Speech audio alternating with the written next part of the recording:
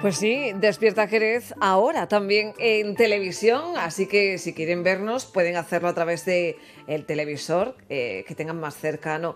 Estamos despertándonos juntos en esta mañana de 28 de octubre. Hemos empezado a las 9 en radio, en el 101 de la FM y desde cualquier aplicación del mundo. Despierta Jerez, su programa favorito, eso esperamos, en un día pues muy completo en cuanto a actualidad se refiere y con la vista puesta en el Día de Todos los Difuntos. Hoy vamos a hablar en el apartado de historia relacionado con los enterramientos, nuestros muertos, porque bueno, es una semana un tanto peculiar al respecto y históricamente hay mucho que decir. Pero mejor que nos lo cuente nuestro siguiente invitado. Un poco presentación necesita porque seguro que saben perfectamente de quién les hablo. Se trata de Manuel Romero Bejarano. ¿Qué tal? Buenos días. Hola. Él es jefe de patrimonio de la Unidad de Patrimonio del Ayuntamiento de Jerez y además doctor en Historia del Arte, entre otras muchísimas cosas, ¿no? Un hombre polifacético y un hombre sobre todo amante del arte y de la cultura. Gracias por estar un martes más Hombre, aquí. a vosotros por llamarme. Y lo primero de todo, queríamos saber cómo fue el ciclo, su intervención, o bueno, te voy a tutear, el ciclo dedicado al mercado de abastos con motivo del 140 aniversario que el jueves pasado inauguraste. Pues mira, muy bien, pues mucha gente y el espacio donde se hizo, que era, bueno, pues la primera vez que se probaba allí, resultó, bueno, funcionó bien aquello. Se puso uno de los laterales, de las galerías laterales del mercado, la que ahora mismo tiene más puestos cerrados. Se puso una pantalla grande allí al fondo y bueno, todo lleno de sillas. Así que muy bien. Y después ya cuando terminó, hubo un catering, ¿no? Que se recreó el banquete que se sirvió cuando se inauguró el mercado. Digamos, no fue exactamente igual porque aquello era un banquete, ¿no? Pero sí que las cosas que pusieron, que lo dieron esta gente de la Gemela, pues estuvo muy bien eso. Así que una cosa o sea, que yo creo que resultó bien. Y después pues a la gente le gustó la conferencia, creo que le gustó porque era un tema muy novedoso y es algo que además es muy cercano, ¿no? Cuando tú hablas de cosas que se venden, que se compran, que se consumen, ¿no? En la época, y puedes ir comparando qué se podía cocinar entonces, qué se puede cocinar ahora, qué productos ya no se consumen y cosas así, ¿no? Y la verdad es que bueno, creo que gustó.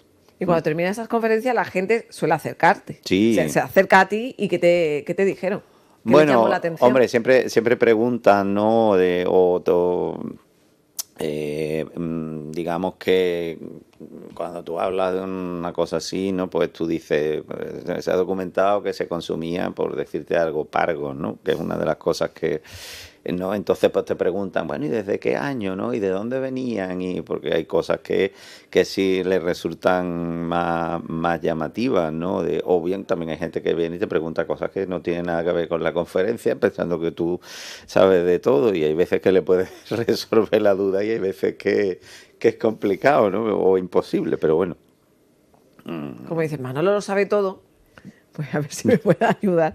Bueno, este ciclo continúa este jueves, o sea que la Sí. cosa no acaba aquí. Quedan todavía 2 conferencias, recuerden, en el Mercado de Abastos por la tarde, con aforo limitado. Y este jueves, ¿a quién tenemos?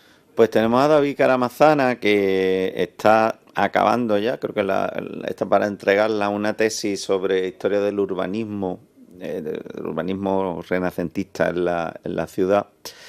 Y él va a hablar de dónde se celebraban los mercados, porque yo hablé de qué es lo que se vendía, ¿no? En esos La venta y mercados. consumo, ¿no?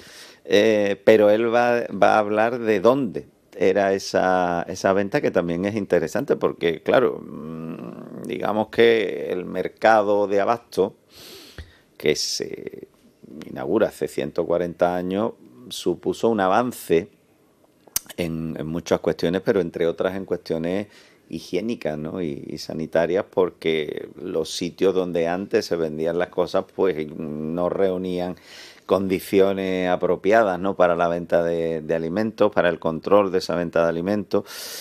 Pero lo que él nos va a contar es cómo eso se ha organizado, porque una cosa que sí es cierta es que desde que hay documentación, la venta está controlada. Es decir, no era en cualquier lado la gente se ponía Hacer a negocio. vender, por lo menos, los alimentos, ¿no? Hay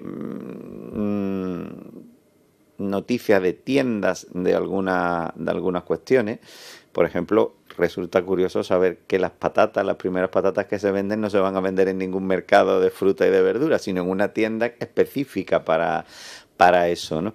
Pero digamos que los productos de consumo sí que tenían un lugar para esa celebración del mercado, ¿no? También hay que tener en cuenta que hay una cuestión tributaria, porque esos alimentos estaban gravados con impuestos y la manera de tributar era un tanto distinta a la nuestra, ¿no? Cuando hacía falta algo, había todo tipo de impuestos, ¿no? Pero cuando hacía falta algo, por ejemplo, construir el puente de Cartuja, que este año estamos celebrando el 500 aniversario, se crea un impuesto especial sobre los alimentos. O sea que todo el mundo contribuyó a la construcción de ese puente, ¿no? Y eso pues había que controlarlo de alguna manera. ¿Cómo? Pues que todo se vendiera en el mismo sitio y que hubiera alguien viendo que se pagaban esos impuestos, ¿no? Con lo cual también tenía una utilidad práctica que los mercados fueran en el mismo lugar. Y en el caso del pescado y de la carne, aparte de la tributación, estaba la cuestión del peso. Porque tú llegabas y podías comprar una coliflor, y la coliflor es esta, ¿no? Pero claro, cuando yo quiero una libra de carne, pues hay que controlar ese peso, ¿no? Y entonces, tanto en la pescadería como en la carnicería, había un peso diferente, digamos, un peso oficial, con un funcionario municipal que se encargaba de controlar, o sea, de que si tú no estabas conforme con lo que te habían vendido, podías ir allí y te lo pesaban allí en ese Mira, sitio. interesante. Sí. Bueno, no se lo pierdan. Este jueves por la tarde con aforo limitado, un ciclo que es auténtico, bueno, es un caramelo, es una delicia conocer nuestra historia y además en ese enclave que no se había hecho antes, como es en el Mercado Central de Abastos con motivo del 140 aniversario. Y bueno, pues Manolo nos está dando algunas pinceladas. Pero hoy lo que nos ocupa es el tema de nuestros muertos, los enterramientos. ¿Cómo se hacía en Jerez? ¿Se ha ido variando conforme a la influencia de algún país o de su religiosidad? Porque es difícil abordar el tema de los muertos. Para ello, ¿a qué siglo nos retrotraemos? Bueno, a ver, el cambio importante del modelo de enterramiento viene a comienzos del siglo XIX, que es cuando hay unas nuevas teorías. Digamos que los avances científicos van a descubrir que determinadas enfermedades pues se transmitían a través de los cadáveres, ¿no? Y que hay que separar a los muertos de los vivos, por decirlo de alguna manera, y es cuando se plantea la construcción de cementerios en el extrarradio de la ciudad. Fuera de las murallas, ¿no? Y fuera de las calles, vamos, es decir, lejos del casco urbano, para evitar ese tipo de contagio. Hasta ese momento había más de un cementerio. De hecho, el cementerio era una parte de las iglesias, de los conventos, de las capillas, de las cofradías, porque la gente se enterraba en suelo sagrado. Entonces eso tenía que formar parte de esa institución religiosa y estaban en la ciudad. Había algunos que por circunstancias, pues bueno, sí que estaban en el extrarradio, pero cuanto que una parroquia estaba en el centro, pues el cementerio tenía que estar allí. Y muchas veces era problemático porque cuando la parroquia quería ampliarse, se comía parte del cementerio y venían los problemas, ¿no? Porque, claro, se estaba eliminando un servicio público que realmente es lo que pasó en San Miguel, ¿no? En San Miguel, cuando van a hacer la sacristía, se come en el cementerio y el ayuntamiento se opone, porque dice que dónde se iba a enterrar la gente, ¿no? Si no Claro. había ese cementerio, y la parroquia alegaba que el cementerio era suyo. Y ahí llegaron a una solución, digamos, medio, porque se permitió una parte, de comerse una parte del cementerio, pero no el cementerio completo. Y después también estaban los enterramientos dentro de las iglesias, que también los había. Eran más caros Claro. y eran un signo de prestigio social.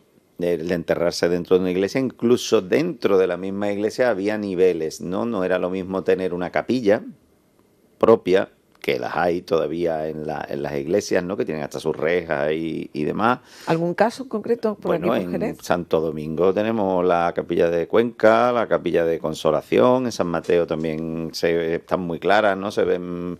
y en todas las iglesias. Cuando nosotros entramos en una iglesia antigua y vemos capillas a los lados, normalmente son capillas funerarias. Puede haber alguna de una cofradía, ¿no? Por ejemplo, en Santo Domingo está el Rosario, que también tenía función funeraria, porque los cofrades tenían derecho a enterrarse allí. Y esos enterramientos eran cañones de enterramiento. Bien podía ser una tumba única Mm. o bien algo más desarrollado, ¿no? Una cripta donde disponer a los cadáveres.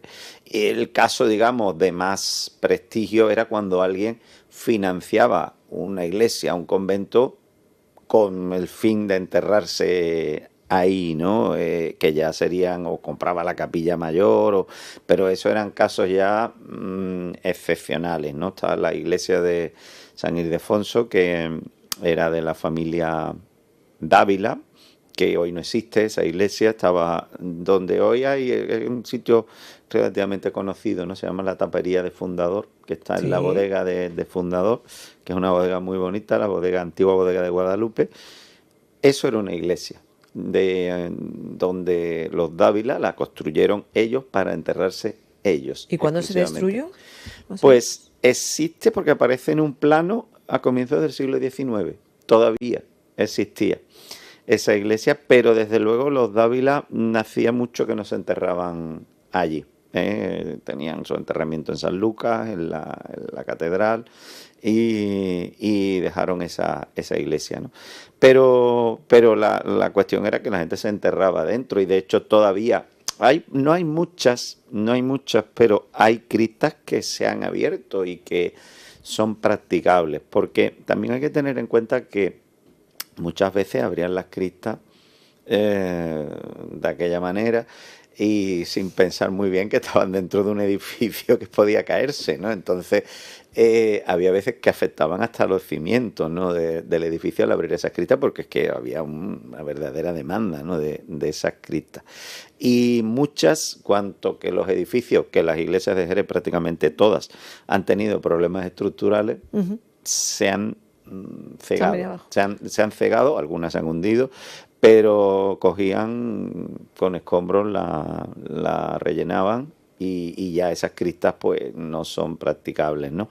Pero hay alguna que sí, en San Mateo, me acuerdo que bajaron cuando la restauración esta gorda que hubo. En Santo Domingo, ahora mismo, por donde se entra, el acceso actual al claustro se pasa por encima de la tumba, que además tiene un cristal para que se vea, por la tumba de Diego de Rivadeneira, o sea que está ahí esa cripta abierta. Y en San Miguel sabemos que todo un lado, un lateral, una nave lateral, es practicable, era un cañón de enterramiento de la Hermandad de Ánimas. De hecho, hace poco salió una noticia de que se estaba trabajando en una especie de catacumbas por San Miguel. Sí, sí, está Gonzalo Castro, es el que está haciendo, un arqueólogo, es el que está haciendo la excavación. Muy interesante, ¿eh? Muy interesante Pues hay porque, mucho secreto, ¿no? En torno a esto. hombre, creo que quieren abrirlo como museo, como parte de la visita de San Miguel. Sería muy interesante, ¿eh? Porque aquí en Jerez no hay nada parecido a eso, y están trabajando ahí, están trabajando con restos humanos, todo hay que decirlo, ¿eh? Porque aunque y algunas ya no, pero están allí. Entonces, claro, eso tiene todo un procedimiento, eso no es, venga, Hace un vámonos que nos agujero. vamos, no, no, no, entonces, y bueno, yo espero no que este hombre publique pronto los resultados de la excavación que está haciendo, porque Están saliendo cosas. es muy interesante, yo tuve la suerte, ¿no?, de bajar un día, y la verdad es que merece la pena y es un trabajo magnífico el que está haciendo, ¿eh? Ya te digo que espero que pronto esos resultados se puedan conocer, porque el estudio de un enterramiento te habla de muchas cosas, no solo la manera que se enterraban, sino la manera que vivía la gente en la época, ¿no? Porque tú puedes ver, por ejemplo, la ropa, que algunos están con la... Como momificados, ¿no? Sí, ya, eso depende mucho de muchas circunstancias. En Jerez no es normal. No es normal porque en el subsuelo de Jerez hay muchísima humedad. Entonces eso acaba por incluso los huesos, ¿eh? Hay veces que hasta los huesos te lo Sí que se hacen polvo, destruye. ¿no? Pero hay casos donde sí han aparecido con ropa, o con parte de la ropa, y se puede ver, ¿no?, cómo era la moda, ¿no?, en la época. Yo cuando hay esta gente que estudian los restos de Atapuerca y demás, cuando esa gente se ponen a hablar y empiezan a hablar de la vida solo con el análisis de los huesos, ¿no?, de lo que comían, de que murieron, pues a mí me parece interesantísimo, ¿no?, el poder conocer tantos datos de la gente solo con lo que nos ha llegado de ellos, que son... Y hay veces que ni siquiera el esqueleto entero, sino una parte, ¿no?, y la de cosas que se saben. Y con los nuevos medios, los nuevos aparatos también a veces ayudan a desvelar grandes incógnitas del pasado, porque todo evoluciona y porque a veces, pues eso, no a veces, muchas veces las nuevas tecnologías ayudan a los investigadores, arqueólogos, en fin, a todos a esclarecer algunas claves de la historia. Es apasionante. Hablábamos de ese trabajo que se estaba haciendo en San Miguel, pero bueno, no sé si querías profundizar más en el tema de los enterramientos en Bueno, iglesias. esto el día 15 se hace una ruta sobre 15 de noviembre. 15 de noviembre, sobre esto, por un lado los enterramientos, ¿no?, que esto pues da para bastante, porque bueno, se pueden localizar muchos de estos enterramientos en el casco urbano, ¿no?, como eran. Después ya la gente dirá que le aparecen fantasmas en sus casas y demás, que esto es lo típico. Y parece que también, permíteme, que hay muchas investigaciones que apuntan a que el cementerio judío podría estar situado en el entorno del barrio de San Pedro de Jerez, un Sí, barrio por descubrir, ¿eh? hay un... Cuando tú analizas la documentación hasta que se urbaniza esa zona, y estamos hablando de que la zona se termina de urbanizar en torno a 1560, más o menos, y cuando te digo la zona, te digo la zona que va desde la calle Larga a la altura de la Moderna Mm. hasta la iglesia de los Desamparados, en la calle Arco. O O sea, sea, cogemos un tramo... bizcochero para adelante. Exactamente, ¿no? Un tramo o un trozo de terreno bastante grande. Todo Todo. eso se llamaba el onsario, que onsario, pues, como se llamaba los cementerios judíos. Y por allí además hay una calle que se llama Onsario. Onsario, hay una calle que se llama Onsario, pero los restos que han aparecido en lo que se llama ahora Plaza Sánchez Ferrajón, creo que en donde hay una chimenea detrás de los claustros de Santo Domingo, Sí, sí.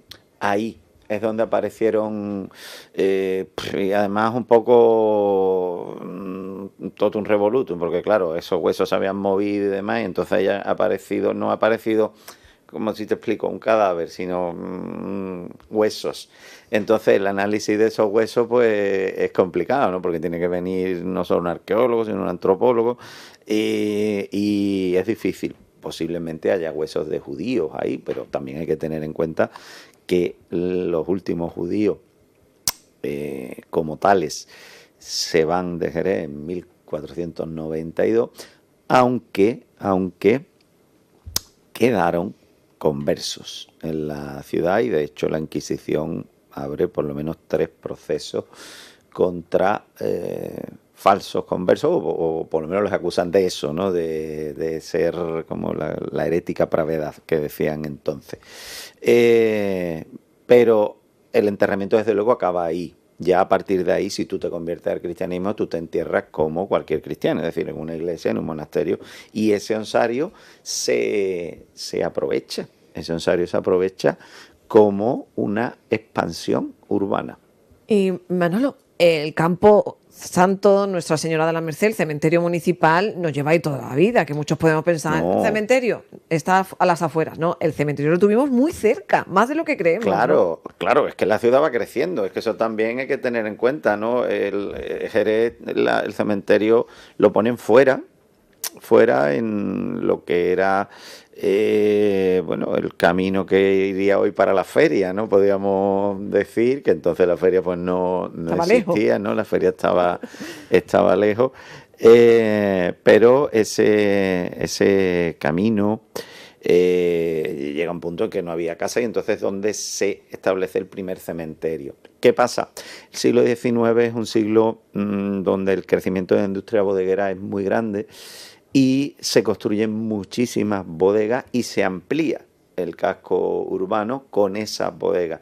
Y esas bodegas van a llegar casi a las puertas de ese cementerio. ¿Qué pasa? ¿Estamos hablando en qué zona exactamente? Pues ¿Plaza del lo que Caballo? hoy son las Torres de Córdoba. Ahí había un cementerio. Ahí había un cementerio. ¿Hasta hace cuánto? Pues hasta que se hicieron las Torres de Córdoba, estuvo eso allí. Lo que pasa es que la gente ya no se enterraba allí. El cementerio de la Merced creo que se inaugura en el año 1939, 1940. Pero el cementerio estuvo allí.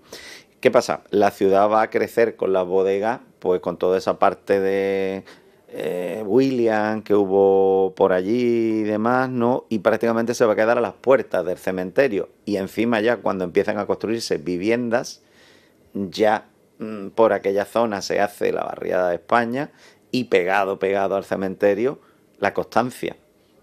O sea que al final aquello quedó dentro de la ciudad. Se hace uno nuevo fuera que todavía casi está fuera, ¿no? Ya creo que las casas de la Marquesa pegan por detrás, ¿no? Con la tapia del cementerio. Han hecho nuevas promociones por la Rotonda 6, ¿no? Por ahí. O sea que tampoco, ¿no? Un sitio muy tranquilo, hay que decirlo también. Pero ese pues se quedó, digamos, aparte pequeño, que no cumplía las funciones sanitarias, ¿no? Que se requieren a un cementerio, porque ya te digo que tienen que estar separados de las ciudades. Es cierto que en los últimos tiempos hay otros métodos de enterramiento, otros métodos de incineración de la gente, ¿no? Que ya mucha gente no se entierra el cuerpo, ¿no? Entonces, pues eso hace que surjan nuevos modelos de enterramiento, como son ¿cómo le llaman a eso? Los columbarios que hay en varias iglesias de la incluso de la en ciudad. Hermandades también te da Claro, en San Juan de Letrán hay uno, ¿no? Allí que tú puedes comprar. Además que esa es otra de las cuestiones, que las tumbas del cementerio hoy por hoy no se pueden comprar. Y el columbario sí, puedes comprar el sitio. Tú tienes que estar pendiente de renovar, como una especie de alquiler de la tumba. Cuando uno visita el cementerio, y muchos de ustedes estarán estos días, a lo mejor, la gente de más edad sobre todo, ¿no? Que sigue teniendo esa costumbre de limpiar los nichos y tal, se encuentra a la entrada unos panteones magníficos, auténticas obras de arte de Eso escultura, vienen del otro cementerio. Se trasladaron del otro cementerio a este, porque era costumbre entonces de hacer tumbas así artísticas. Hombre, la gente de dinero, evidentemente, ¿no? Pero merece la pena pasear por allí, porque hay esculturas muy bonitas. Son curiosas, hombre, no es el cementerio de Milán, pero bueno, hay alguna cosa que ver, alguna cosa curiosa, ¿no? Y era por esa costumbre, porque eso, digamos, empieza cuando estaban dentro de las iglesias. Esos panteones, pero va a continuar, ¿no? De hecho, a ver, las tumbas de los reyes y demás, ¿no? Cuando las vemos, sí son tumbas más historias. Aquí en Jerez no es que haya muchas de ese tipo, pero si nos vamos a Sevilla y vemos la tumba de Colón, por ejemplo, es una tumba monumental, o la de los reyes que están enterrados en la Capilla Real, no están ahí el Cardenal Hurtado de Mendoza. Entonces eso pasa a los cementerios ya exteriores. Lo que me estoy dando cuenta, Manolo, que el tema de los enterramientos y de los muertos da para varios programas, ¿no? Sí, da para mucho y no hemos hablado, quizás en el siguiente, ¿no? Ya podemos hablar de lo que eran las ejecuciones públicas y que también las había, ¿no? En la ciudad y que hacían con ellos. Y de cara al fin de semana, actividad en el museo, ¿hay cosas previstas con respecto a Halloween y todas estas fiestas relacionadas con el Día de los Difuntos? Sí, hay visitas, que se hace una precisamente dedicada a este tema,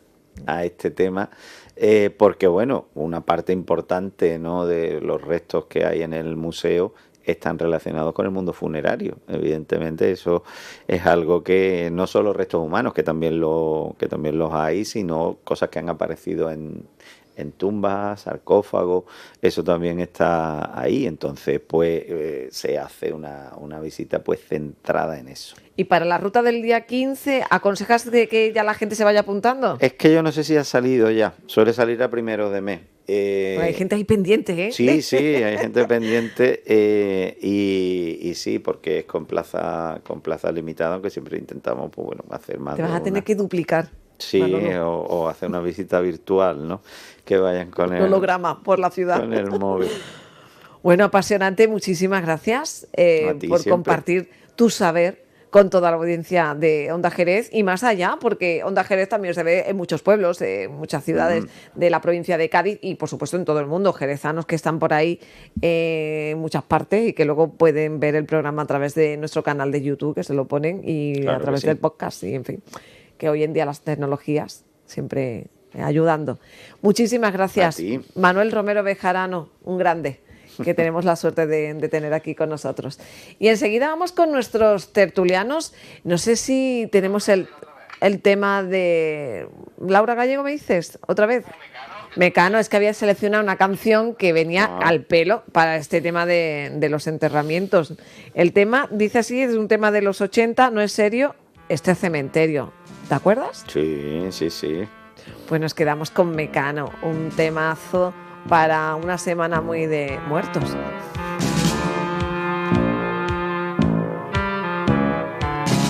Colgado del cielo por 12 cipreses, 12 apóstoles de verde velan 12 meses a la tapia en ruinas que lo delimita. Le han quitado algunas piedras para hacer la ermita. Tiene mi cementerio una fosa común donde estamos los héroes de Cuba. Los domingos los negros no dejan dormir, pues les da por cantar mi saluba. Y los muertos aquí lo pasamos muy bien, entre flores de colores. Y las viernesitas en la fosa Natlán nos vestimos y salimos para dar una vuelta, sin pasar de la puerta, eso sí. Que los muertos aquí es donde tienen que estar, y el cielo por mí se puede esperar.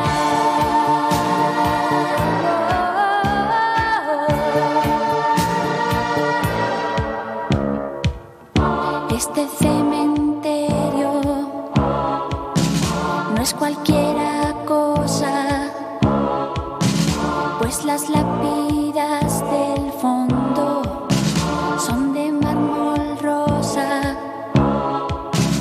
Y aunque hay buenas tumbas, están mejor los nichos, porque cuestan más baratos y no hay casi bichos. Luego en Plaza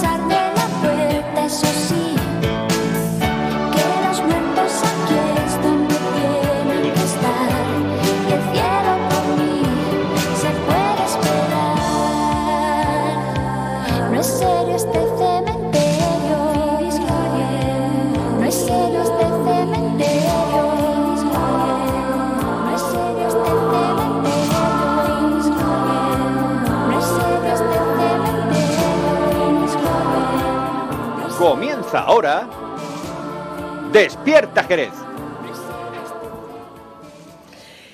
Fernando García. Hola. Director de informativos de Canal Sur de fin de semana. Buenos días. Hola, ¿qué tal? ¿Te Buenos gusta días. ese tema? Me de gusta Mecano. Mecano en general, sí. Sí.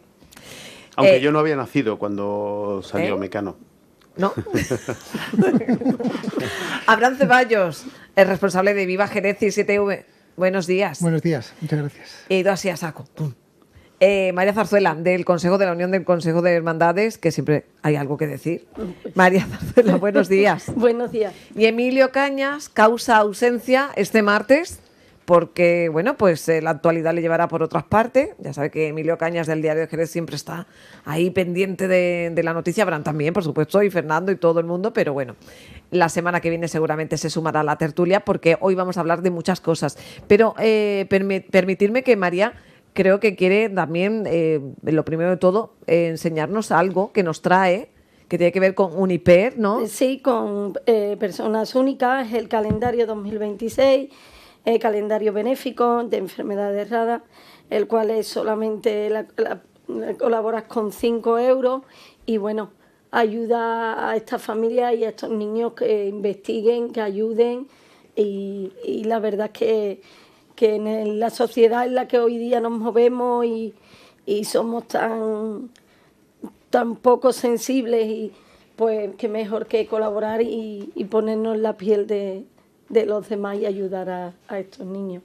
Y además la asociación Uniper, que está haciendo un trabajo increíble con estos menores. Y que esos muy padres, duro, muy duro. Esos padres muy duros. Yo tengo 2 hijos y eso es lo que más se quiere y más duele en esta vida y entonces pues la verdad, saber que encima son enfermedades que no tienen tratamiento, que le pueda ayudar en ser, pues todo el granito de arena que nosotros pongamos, pues mejor. Decía el otro día un experto en enfermedades raras que participó en el Encuentro de la Ciencia que se organizó en Jerez hace unas semanas, que cada vez son menos raras, porque cada vez hay más. Y dijo una cifra que estaba en torno a los 8.000. O sea que de raras nada, que cada vez son más, ¿no? Y la verdad es que qué de bien nos iría si nos pusiéramos siempre en el lugar del otro, ¿eh? La verdad es que sí. Y ahora que se está acabando el año, pues podemos colaborar con Uniper y con estas familias.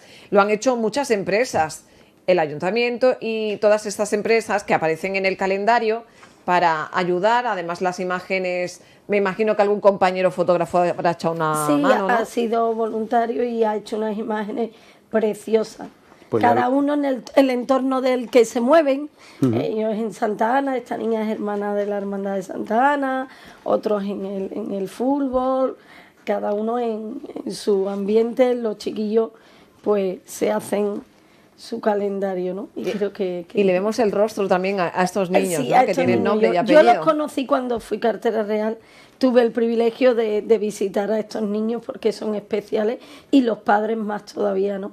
Y yo desde entonces pues les tengo un gran cariño y intento estar con ellos y acordarme de ellos todo lo posible, ¿no? Y quien quiera colaborar y hacerse con un calendario de esto, Pues, ¿qué debe hacer? La asociación de Uniper lo tienen y lo pueden encontrar y ponerse en contacto con ellos. ¿no? Vale. Sí, aquí abajo pone el Aparece. teléfono de WhatsApp, ¿vale? Y el correo electrónico y recibe su calendario. Muy bien. ¿Vale? Bueno, pues soltamos el calendario, ya saben, a colaborar con Uniper y además Jerez, que es muy solidaria, claro que sí. 956 14 98 33 es el número de teléfono por si quieren participar en este tiempo de tertulia con los algunos compañeros del gremio y también con María Zarzuela, que da, como siempre, su aportación y su visión como ciudadana, como jerezana, no solo como miembro del Consejo de la Unión de Hermandades. Hoy concentración en la Plaza del Arenal a las 5 para apoyar a la familia de Alejandra, la menor del Instituto Romero Vargas que ha sufrido acoso.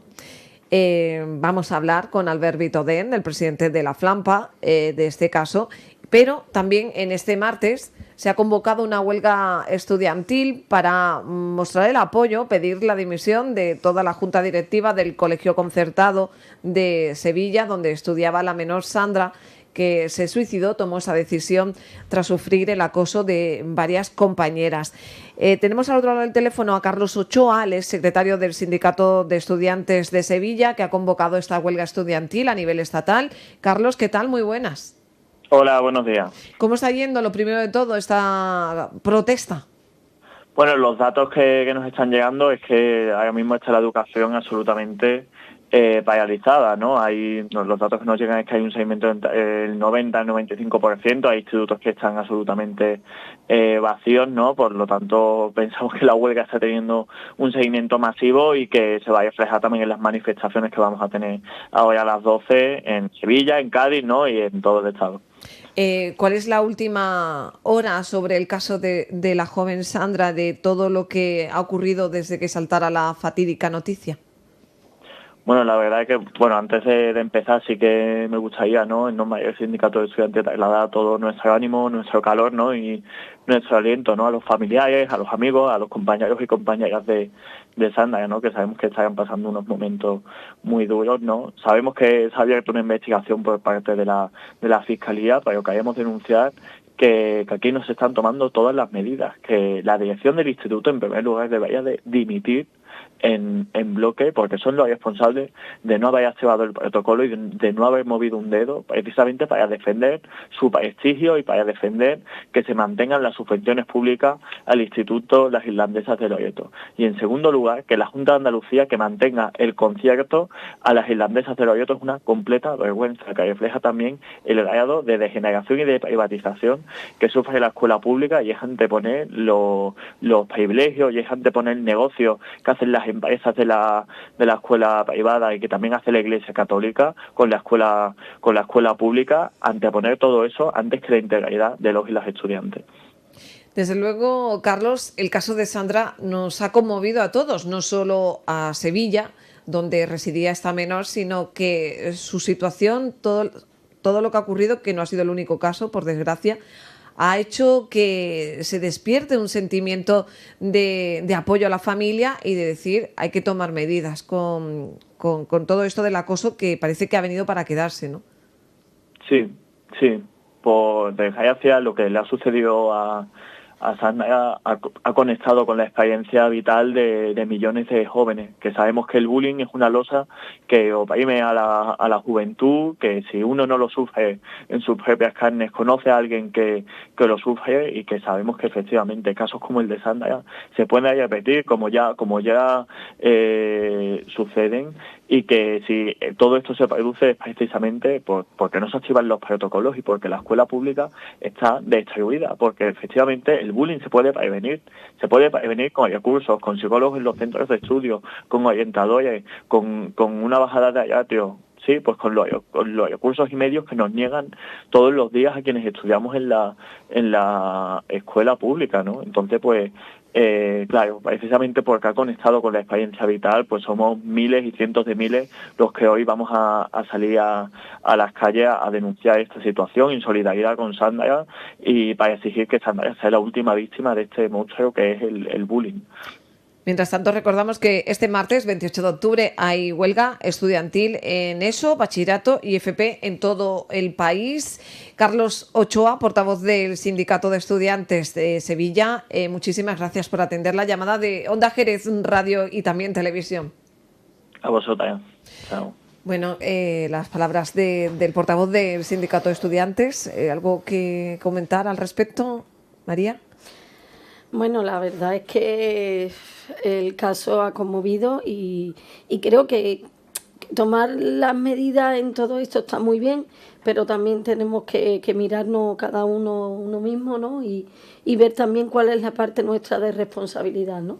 No solamente que los centros hay psicólogos técnicos, pero la educación en casa, los valores en esta sociedad de hoy día, lo que todo el día ven nuestra juventud en sus móviles, en las redes sociales, el bullying no solamente es en los centros de estudio, es traspasa también la barrera. Entonces yo creo que esto tiene que hacernos reflexionar a todos un poco. Yo soy madre de 2 adolescentes, una con 18 y otro con 15, y creo que es importante que conozcamos a nuestros hijos fuera de nuestra casa. Y yo siempre digo, hombre, yo conozco a mis hijos sobre todo en mi casa. Fuera de mi casa, pues ya no sé cómo... Sí. Intento tener unos valores y un mínimo de respeto, de educación, que lo tengan, ¿no? Pero nunca se conocen, ¿eh? Tuvimos en una de las tertulias de la semana pasada a especialistas en intervención familiar, y hablaban las psicólogas del duelo que supone para un padre o una madre que le dicen tu hijo es un acosador o una acosadora, que tienen que vivir un duelo, porque también estamos hablando lógicamente de la víctima, pero también lo duro que debe ser, ¿no? Que te llamen desde el centro educativo para decir, oye, tu hijo, tu hija está molestando y bastante a otro compañero, ¿no? ¿Verdad, Fernando? Sí, bueno, aparte de eso, es que quería incidir un poco en lo que ha comentado María, que estoy completamente de acuerdo, porque he echado en falta en el representante del sindicato de estudiantes que se refiriera también a esa faceta, no solo a la responsabilidad de las autoridades en el ámbito educativo, sino también que hay responsabilidad aquí en el ámbito familiar. Ayer, bueno, ahora vas a entrevistar a Albert, creo que también. Sí, lo tenemos de hecho al otro de teléfono. Y ayer lo decía, hombre, que también dentro de las familias hay que tener en cuenta esta situación. A mí todo me recuerda hace unos, creo que han pasado ya más de 20 años, cuando cito el caso en Estados Unidos, cuando las masacres que habían en institutos, el instituto de Columbine y demás, ahí surgió lo que era la teoría del elefante. La teoría del elefante todo el mundo entra en un salón, en ese salón hay un elefante, pero nadie dice hay un elefante en el salón. O sea, hay un problema en la sociedad, que lo estamos viendo ahora, que está ahí presente, pero hasta que no sucede un caso de esta magnitud, de esta tragedia, pues no empezamos o no nos reactivamos como sociedad. Entonces, pero para reactivarnos también tenemos que ser conscientes de esa propia responsabilidad nuestra a la hora de identificar los problemas y de comprometernos como sociedad, empezando por nuestra propia casa, por transmitir valores, y ya no solo valores, sino parece que en ocasiones que como que la educación hay que dejársela solo a los profesores en los colegios, y la educación empieza también por el propio hogar, ¿vale? Que suena esto un poco una reflexión un poco generalista, que no es que quiera yo decir que en todas las casas hay problemas y demás, pero que obviamente por lo que vemos, por lo que nos transmiten los profesionales, los que estudian estas situaciones, todo parte también de que en el hogar hay que insistir un poco más en los valores y en educar a nuestros hijos en esos valores, porque en las circunstancias en las que vivimos ahora, sobre todo con el avance de las nuevas tecnologías, el uso de los móviles, de la inteligencia artificial, bueno, y eso, una barbaridad. Pero sí, hay cosas que incluso puede que escapen al control de los propios padres, ¿no? Entonces ahí también, por eso tenemos que ser un poco más autoexigentes a la hora de afrontar este tipo de realidades. Fernando. Y que no pase, digamos, la atención de este tema como ocurre con tantas otras cosas, ¿no? Que nos tiramos 4 o 5 días hablando de esto, pero ya mañana saldrá otra cosa y nos centraremos a hablar de otra cosa, y dejaremos esto sin arreglar, como ocurre con tantas y tantas cosas, ¿no? Por ejemplo, ya no hablamos de los incendios, ¿no? Que durante el mes de agosto fueron tan protagonistas durante tantos días, ¿no? Ya pasó el verano, ya pasaron los incendios y no estamos ocupándonos de ver qué podemos hacer de cara al futuro, ¿no? Esto es un problema muy grave, que requiere de la implicación de todos para solventarlo. Publicaba este fin de semana el periódico, los diarios del Grupo Iolí publicaban que hay en torno a 500 casos solo en la provincia de Cádiz que están siendo investigados, y 500 casos es una cifra que da miedo, ¿no? Así que estamos ante un grave problema que necesita de un compromiso por parte de todos para encontrar la solución, que no es fácil, ¿eh? Y mientras tanto, esta tarde a las 5 se ha convocado una concentración en la plaza del Arenal bajo el lema Unámonos contra el acoso, no te quedes a un lado, ponte de pie, haz que tu escuela sea un lugar sin acoso.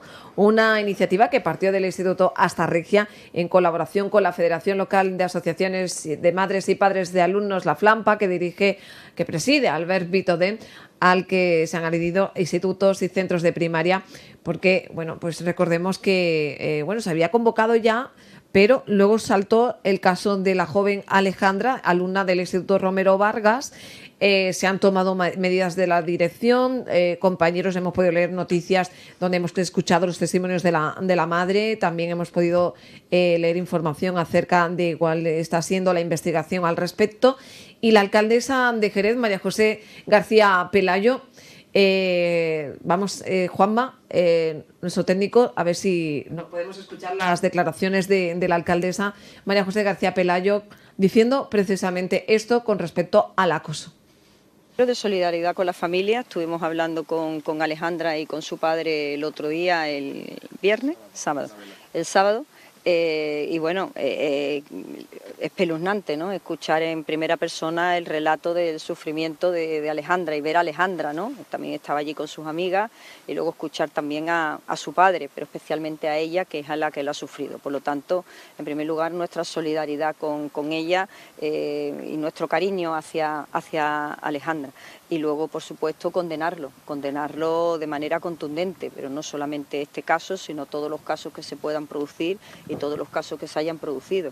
Y hacer una llamada en el sentido de que todos debemos de trabajar juntos. Este es un problema de nuestra sociedad, todos debemos de trabajar juntos, familias, por supuesto, centros educativos, administraciones públicas, para erradicar una lacra que parece que ha llegado y que se quiere quedar.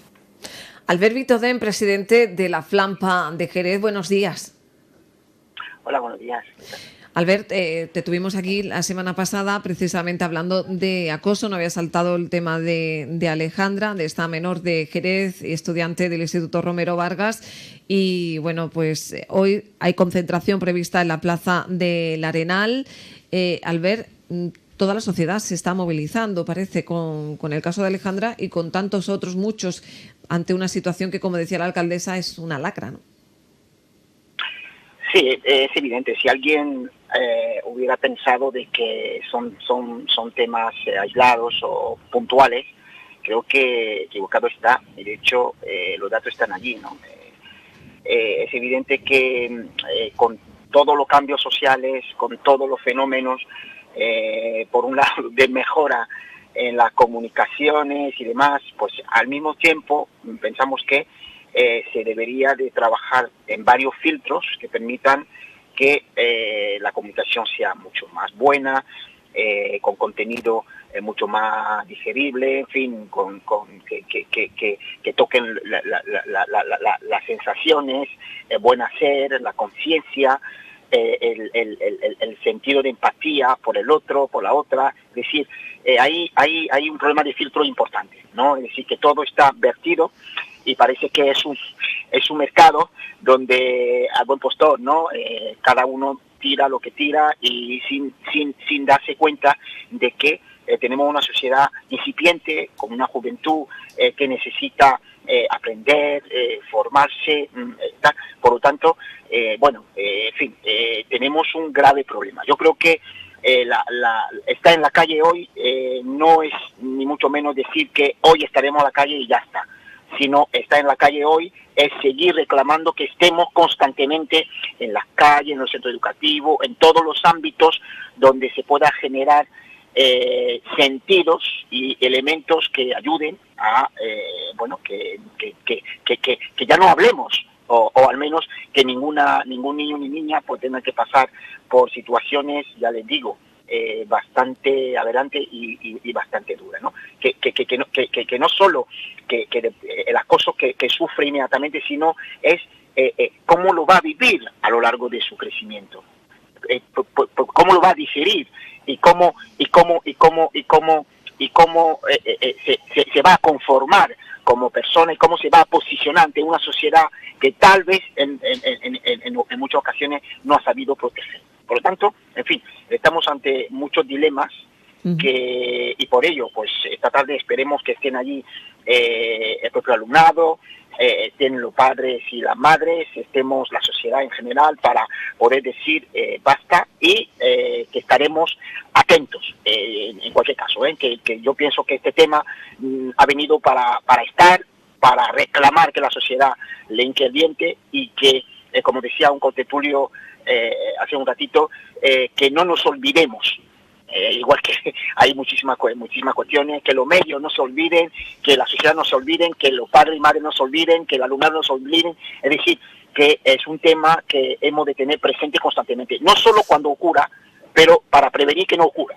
Por lo tanto, me parece sumamente importante. Por eso, evidentemente, invitamos a todas las personas que nos escuchan que estén en la Plaza de Arenal a las 5 de la tarde para decir no, no, no y no. Y queremos una sociedad en son de paz y una escuela libre de violencia y de acoso, como no puede ser de otra manera. Albert, permíteme que te presente a nuestros tertulianos. Abraham Ceballos, director de Viva Jerez y 7TV. Fernando García, responsable de informativos de Canal Sur Televisión de los fines de semana, he dicho, sí. Y María Zarzuela, también una voz destacada dentro de la tertulia de cada martes aquí en Despierta Jerez. Albert, ¿se ha puesto en contacto con vosotros, con la FLAMPA, la asociación, la AMPA de allí del Romero Vargas? ¿Cuál es la situación que te trasladan desde el centro educativo? Bueno, pues desde minuto uno estamos en contacto con el AMPA de Romero Vargas. De hecho, una de mis compañeras, la vicepresidenta Palu Rosado, miembro de ese entorno. Por lo tanto, estamos allí desde minuto uno, prácticamente en todo caso. Lo interesante aquí, subrayar, es que el centro educativo ha actuado desde minuto uno y nos parece interesante. Y ha formulado una protección directa en el centro educativo para la alumna y ha dado comunicación inmediatamente a la familia y de hecho ha procurado indicar a la familia que tome las medidas legales habidas para eso. Porque claro, una cosa es el centro educativo, pero la otra cosa son las medidas judiciales, es decir, que la justicia tiene que tomar carta en el asunto y tomar las decisiones judiciales que correspondan. Es decir, ningún acosador o ninguna acosadora puede pensar que pues eso se puede ir a libre albedrío, cualquier cosa se pueden decir y ya está, sino evidentemente denunciar es el factor sustancial en toda esta cuestión, más allá de la intervención educativa, de claustro de profesores, de los protocolos que se pueden poner en marcha. Por tanto, el AMPA, francamente hay que reconocerlo también, juega un papel importante de cercanía, de apoyo a la familia, al centro educativo, como no puede ser de otra manera, y naturalmente desde FLAMPA, pues eso, ponemos todo lo que está a nuestro alcance para que de alguna manera se sepa y se actúe en consecuencia. Por tanto, en fin, la cosa está ubicada. Entendemos que la menor está protegida ahora mismo en el centro educativo y como debe ser, es decir, los acosadores son los que deben de salir del centro educativo, no al contrario. La menor tiene derecho a ir a su centro educativo, está en su clase, con su compañera, con sus compañeros, con sus profesores, como no puede ser de otra manera, pero los acosadores son los que deben de abandonar ese lugar. La policía está investigando mientras tanto, ¿no? La autoría de unas notas amenazantes hacia Alejandra. Y bueno, estaremos pendientes de cualquier última hora. Abraham, Fernando, María, ¿queréis preguntarle algo a Albert? Bueno, lo que decíamos, ¿no? Que también es responsabilidad de la FLAMPA que esto no muera, ¿no? Sino que sigamos insistiendo en encontrar la solución, que es un camino, presidente, supongo que muy complejo, ¿no? No es la solución fácil ni está a la vuelta de la esquina de este problema, ¿no? Ni mucho menos, Abraham, ni mucho menos.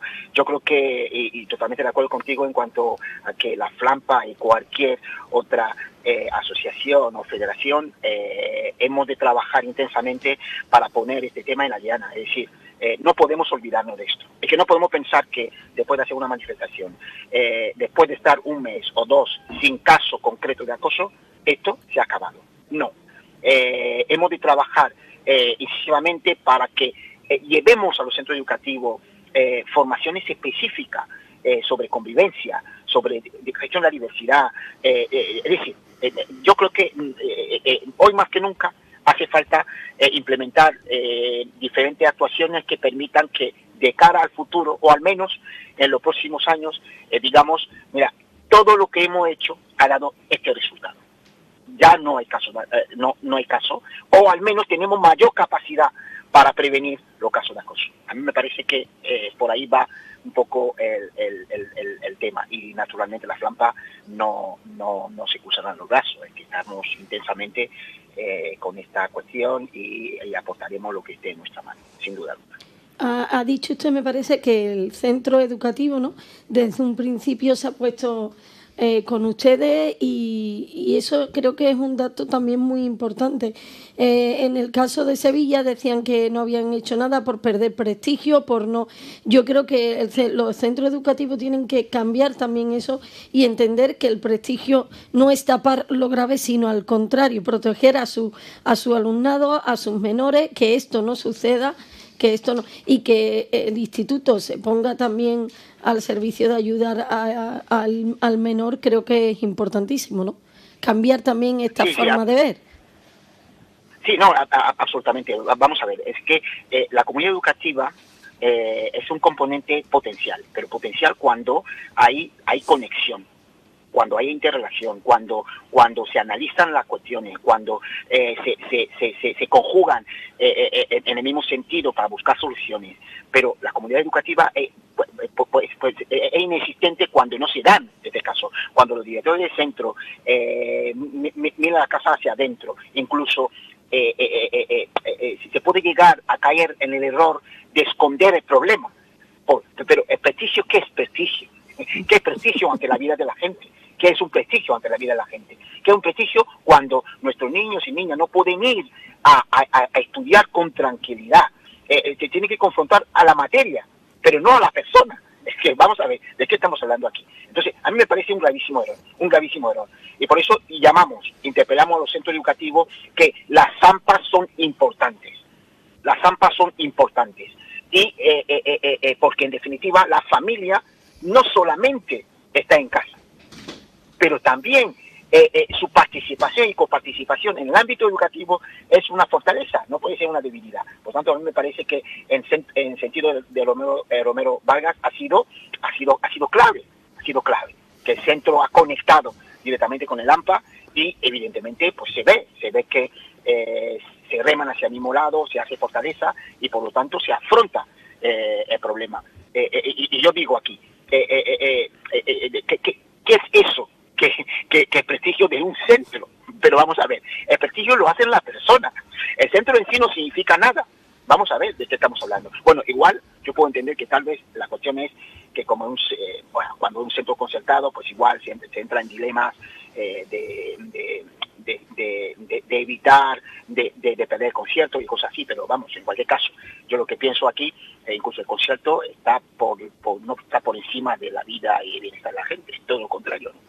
Yo insisto, los centros educativos tienen que ser lugares donde se constituya una comunidad educativa fuerte, donde la asociación de madre y padre sean parte del conjunto y que entre todas y todos pues intentemos abordar las cuestiones.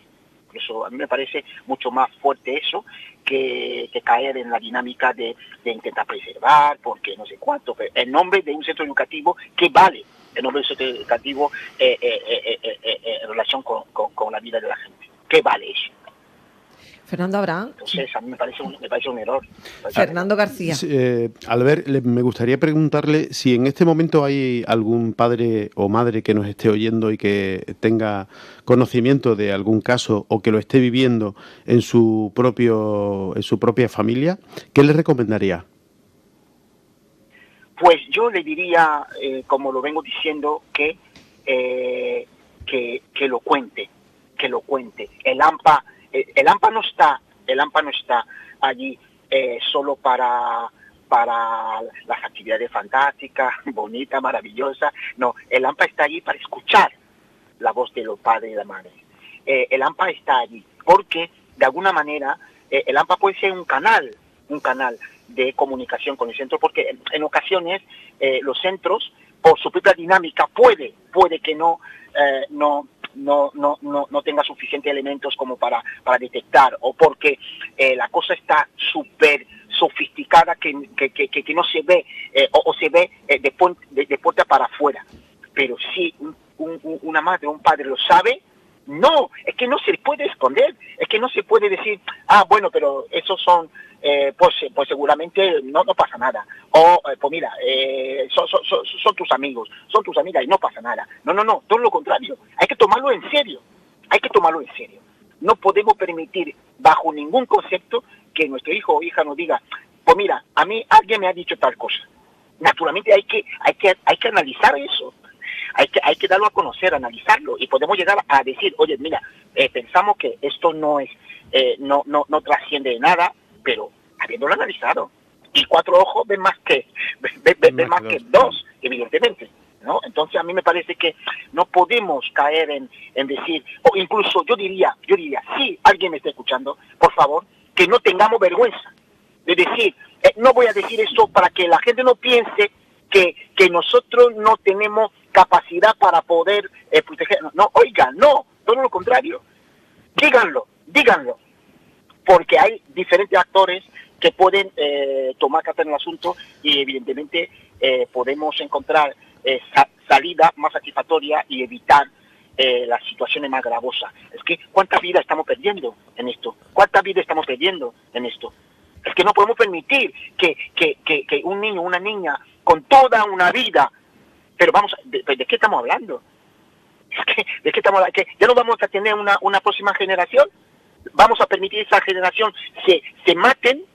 Y al final, ¿qué se quedará aquí? No, me parece que no podemos llegar a eso. Por lo tanto, yo invitaría a los padres y a la madre de que hablen de esto, de que lo comenten al AMPA, lo comenten incluso que pidan tutorías y que lo comenten, porque es la única forma que tendremos para poder saber qué está pasando y poder actuar.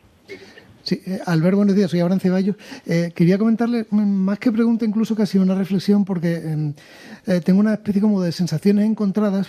Por un lado, porque yo venía esta mañana, claro, convencido de incluso en cierto sentido, alegre en el sentido de que una convocatoria como la de esta tarde pueda movilizar a muchas personas y sepa poner y mantener dentro de la opinión pública el problema en el que nos encontramos en este momento, pensando y sobre todo también en las víctimas que conocemos, pero en las que no conocemos, en las que hasta ahora a lo mejor están viviendo esas situaciones y no se atreven a denunciar, y que con movilizaciones de este tipo vean que tienen un respaldo social por detrás importante, pensando también incluso en los causantes de ese acoso escolar, que vean la reacción, la respuesta de la ciudadanía ante hechos que ellos mismos están cometiendo y que a lo mejor no le estuvieran dando importancia hasta ahora, sino que incluso pudieran entender como un propio juego, aunque sea un juego pernicioso, malicioso y demás, pero que no lo entiendan como tal. Por eso venía muy contento en el sentido de la repercusión que puede tener todo lo de hoy. Pero por otro lado, antes Fernando comentaba, a ver si nos va a pasar como con los incendios, que este verano, en plena ola de incendios, todo el mundo preocupado, pero han pasado 2 meses y ya nadie habla de los incendios. Entonces, ¿en qué medida aquí hay que seguir luchando, trabajando y sobre todo dando a conocer los esfuerzos que se pueden hacer para que no tenga que haber otra vez otro detonante para que volvamos a hablar de situaciones como estas? Hay que exigir más compromiso a las administraciones públicas, a los propios centros educativos. ¿Usted cómo lo ve? Sí, a mí me parece que aquí los diferentes actores han de tomar conciencia de que, como yo decía al principio, pensar que el tema de acoso escolar es una cuestión puntual o que se irá evitando por arte de magia, yo pienso que estaremos equivocados. Un acto como hoy ha de ser un comienzo.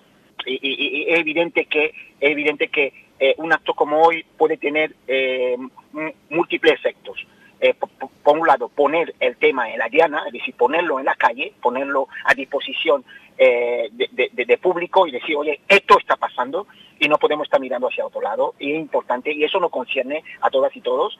Y luego, y estoy convencido que hoy seguramente pasará por ahí, al lado o alrededor, o pondrán una lupa, o incluso harán una foto, un acosador o una acosadora, sin duda alguna.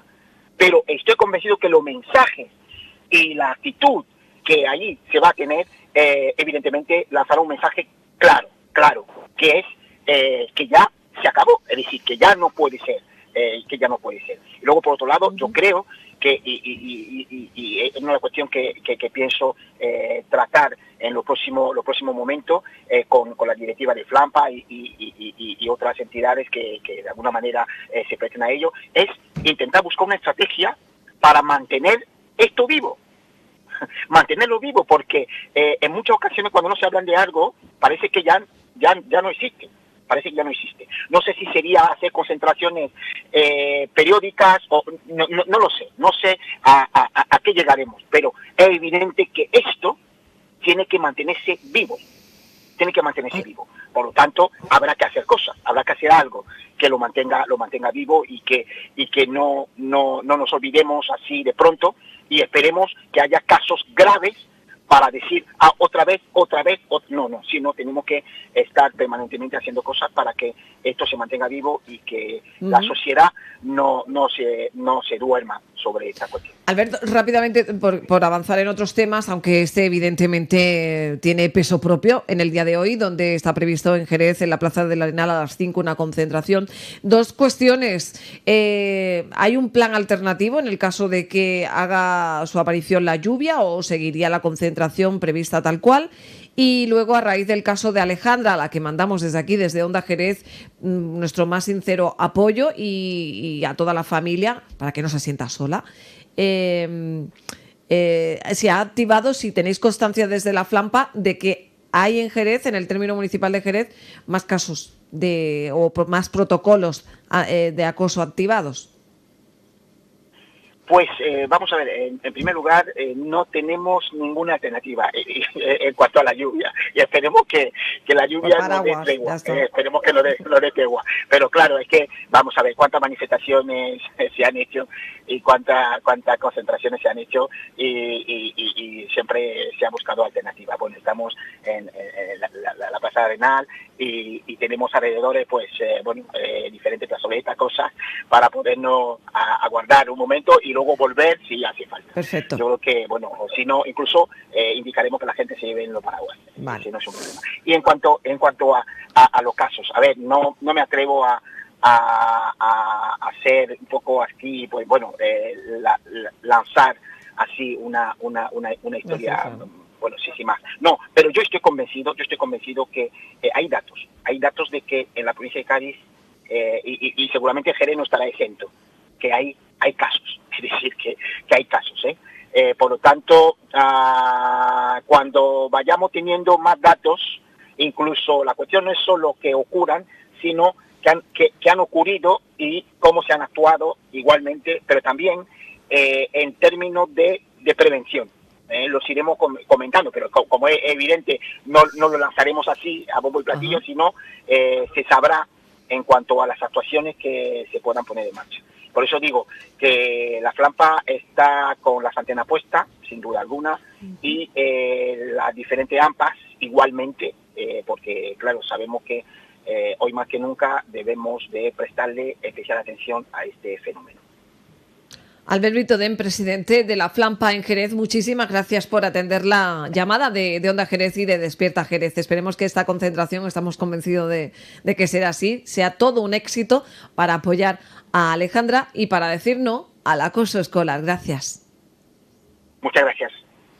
Bueno, pues el tema la verdad es que da mucho que pensar. 956 14 98 33, por si alguien quiere intervenir en el programa o exponer su caso, ¿no?, relacionado con el acoso, porque parece que el tema está causando bastante conmoción, ¿no? Es Yo algo pienso que nos afecta, hay más casos habrá, incluso, por ejemplo, las mismas amiguitas de la que es acosada habrán recibido de las que le están acosando amenazas, le habrán dicho dejarla no juntar, porque si no vas a ser tú la que vas a recibir, y eso no deja de ser acoso.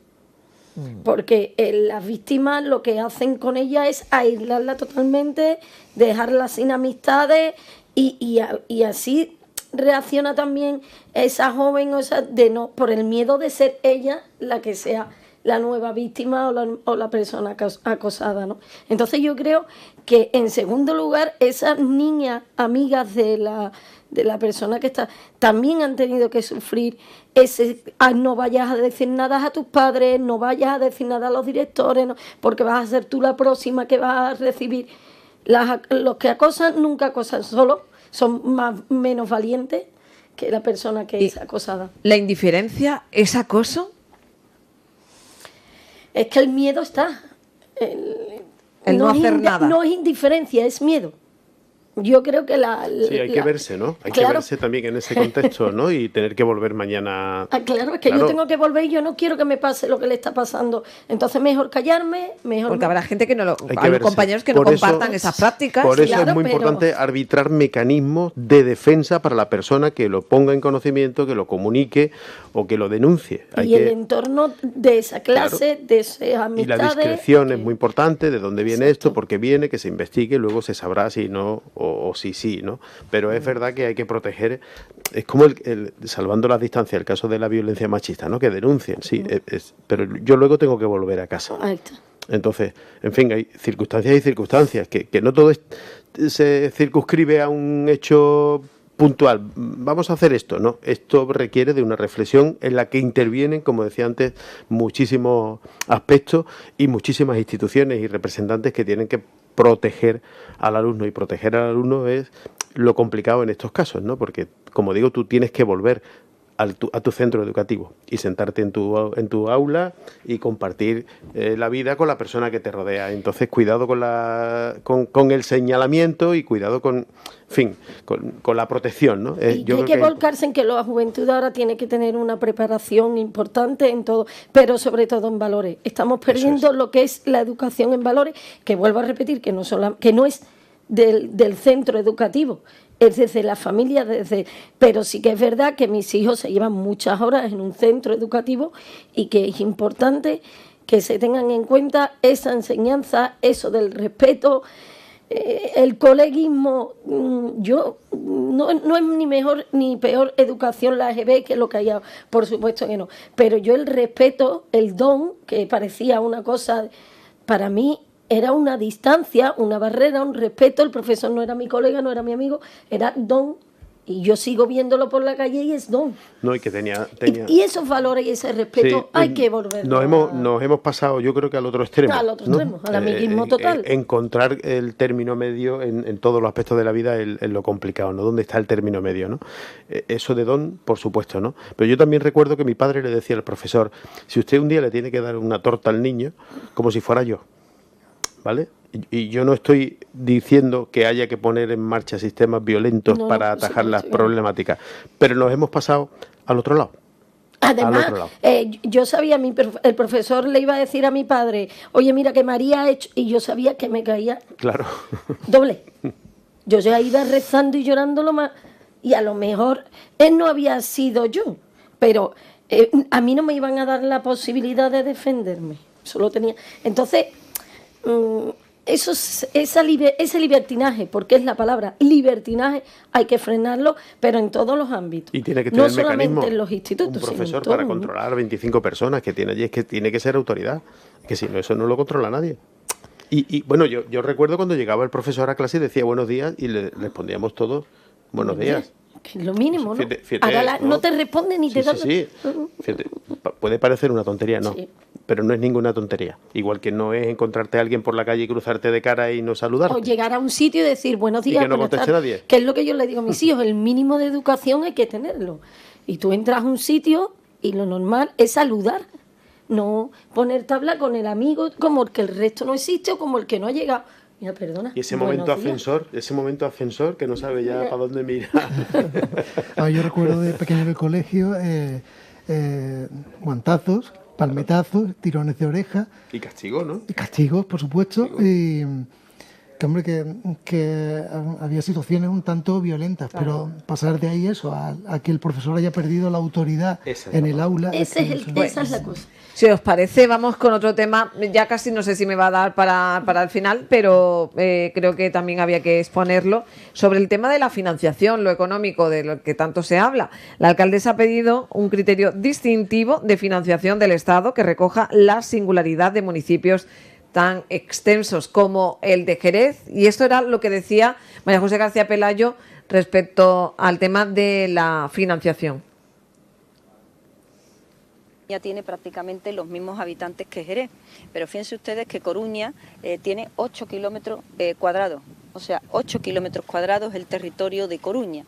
Jerez tiene 1.185 kilómetros cuadrados, 1.185, y recibimos la misma financiación del Estado que recibe Coruña. Es decir, nos tratan igual a ciudades que somos desiguales.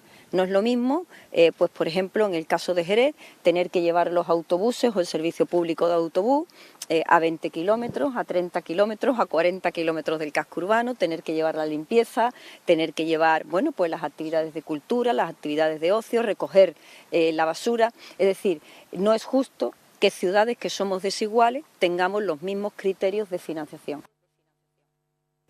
Bueno, escuchábamos a la alcaldesa con el tema de la financiación, y es que eso es inevitable, no es lo mismo La Coruña que Jerez en cuanto a extensión, y recibe el mismo dinero.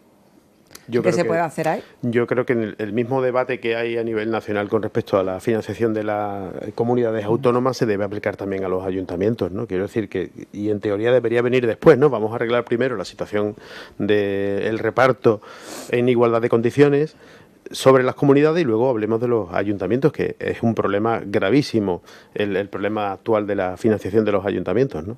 Tenemos Fernando Abraham, María, una llamada de un oyente. Hola, ¿qué tal? Buenos días. Buenos días, ¿qué tal? Soy Alberto Gago y saludo a los contertulios también. Hola, Alberto. Hola. ¿Nos llamas desde aquí, desde Jerez? Sí, de Jerez. Sí, cuéntanos. Bueno, me gustaría dar mi opinión sobre el caso este de acoso de esta chica. ¿De Alejandra? Que, bueno, desde que pasó sí, bueno, de Sandra más bien. El de Alejandra no lo conozco muy bien, pero por supuesto que todos los casos son similares. Lo que pasa es que uno se ha cogido a tiempo y otro, pues, por desgracia no. A ver, yo quería exponer varias cosas rápidamente.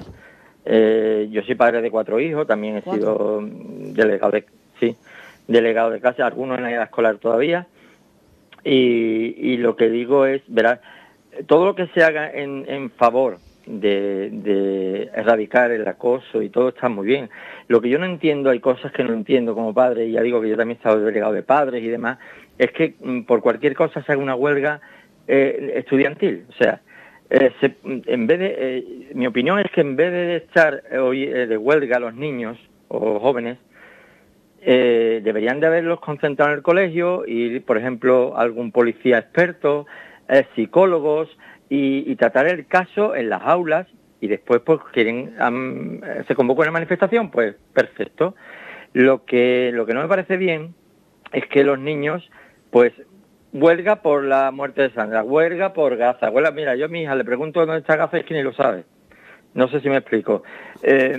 Y me parece todo muy bien que se hagan este tipo de cosas para frenar, ¿no? Pero creo que está mal enfocado, porque la educación viene desde la casa, eso de entrada. Y después, rápidamente, no entiendo dónde está el baremo de que se hace una huelga en lo que es institutos y, por ejemplo, primaria no, porque también en primaria hay acoso, y me consta. Entonces, y después, por ejemplo, siempre politizar y todo llevarlo a la política, de que un colegio estaba concertado, porque el público, mis hijos han estudiado todos en el público, y yo he conocido casos de acoso en el público también.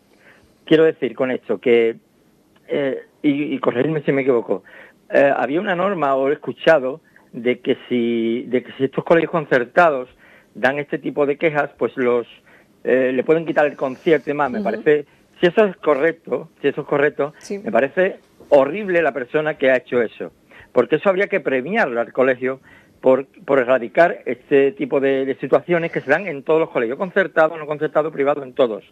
Entonces, ya termino, es decir, eso, en vez de una huelga donde los niños, la mayoría están durmiendo ahora mismo, y sí, están muy concienciados, porque yo a mi hija, desde que pasó este caso de Sandra, le he estado preguntando, oye, ¿habéis tratado este tema? No, papá, hemos hecho las materias normales. No, papá, hemos hecho...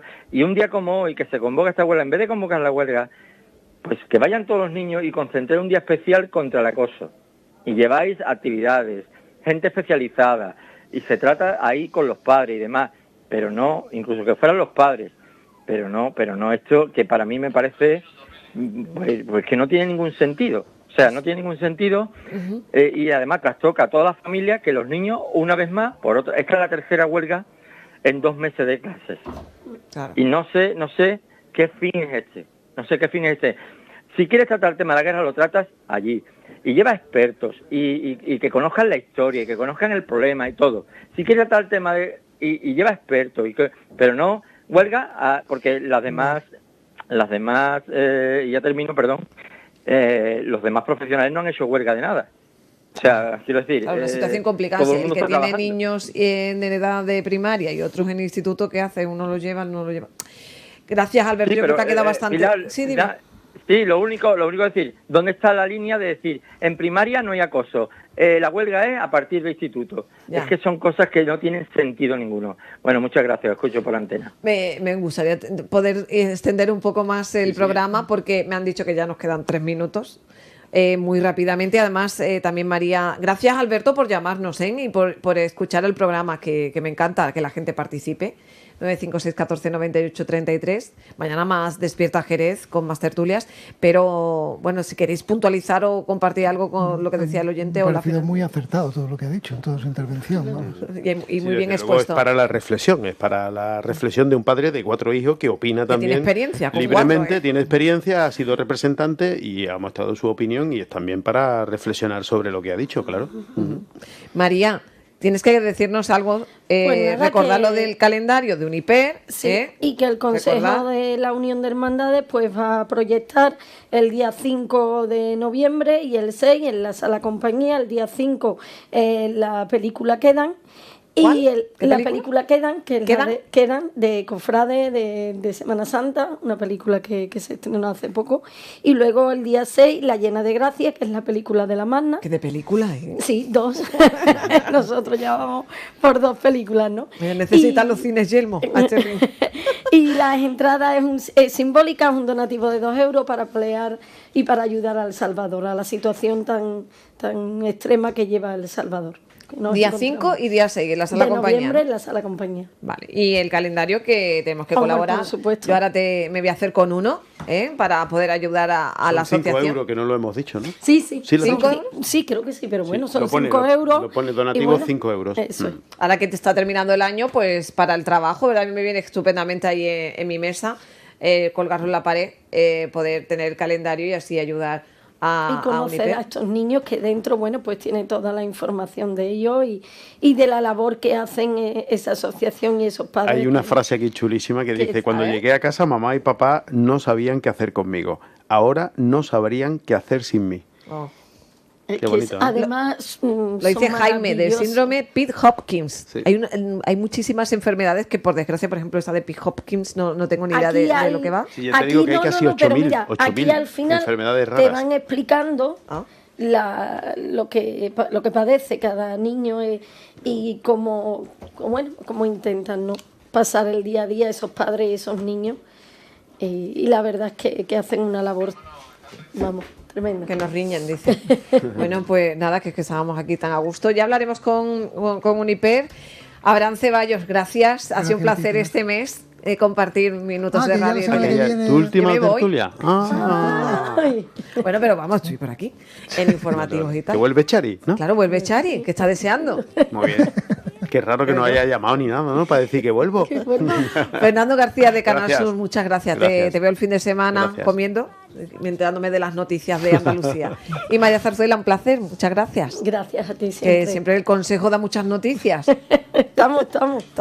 Pues ya ustedes decirles que volvemos mañana a partir de las 9 con más Despierta Jerez. Gracias. Solo, no mojo, I bounce back, no pogo, unhappy, no homo, new brands, no logos, money on my juggler, natural hustler, think I need a smuggler up in Russia, you could be my butler, shine my cutler, shout out to Oyenda, that's the guzzler, okay next thing, my life is a wet dream, I call it a sex scene, the bag is a nice tease, I tried to escape, my life is an x-ray, I'm sorry a sex tape, you only get one take, quiet on the set please, rolling anxiety, in 3,